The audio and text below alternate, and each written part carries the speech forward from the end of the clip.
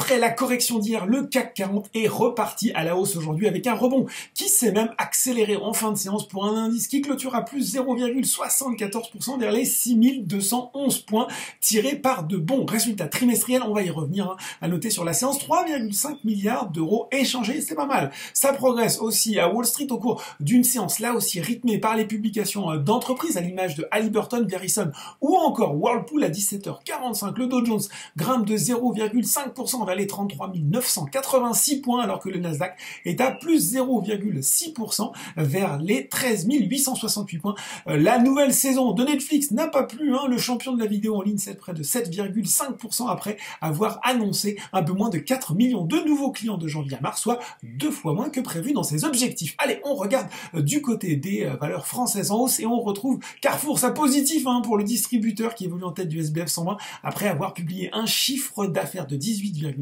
milliards d'euros au premier trimestre en hausse de 4,2% à périmètre comparable, porté par ses marchés clés en France, en Espagne et au Brésil. Fort de ce bon début d'année, il a confirmé ses objectifs financiers et opérationnels dans le cadre du plan stratégique Carrefour 2022. Cerise sur le gâteau, il a même annoncé un plan de rachat d'actions d'un montant de 500 millions d'euros, le premier depuis plus de 10 ans. Derrière, on retrouve la biotech DBV Technologies, séance brillante également pour Kering, le groupe de luxe qui séduit avec un chiffre d'affaires en croissance de 25,8% comparable à 3,9 milliards d'euros, bien au-dessus des attentes du marché. Le groupe de luxe a profité du rebond de sa griffe vedette Gucci qui a signé là aussi sur la période une croissance de 24,6% en comparable et puis entraîné dans le sillage de Kering, on retrouve LVMH et Hermès qui grimpent également.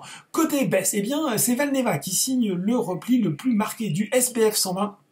La biotech qui en effet annonçait que faute d'être parvenue à un accord avec l'Union européenne, elle allait se tourner vers des discussions pays par pays pour fournir son candidat vaccin contre la Covid-19, des discussions qui s'annoncent donc plus longues que prévu, ce qui explique la réaction du marché aujourd'hui. Derrière, on retrouve deux foncières, Covivio et Klépierre. Sur le CAC 40, c'est Téléperformance qui est lanterne rouge devant un tir groupé de bancaires, BNP Paribas, Société Générale et Crédit Agricole.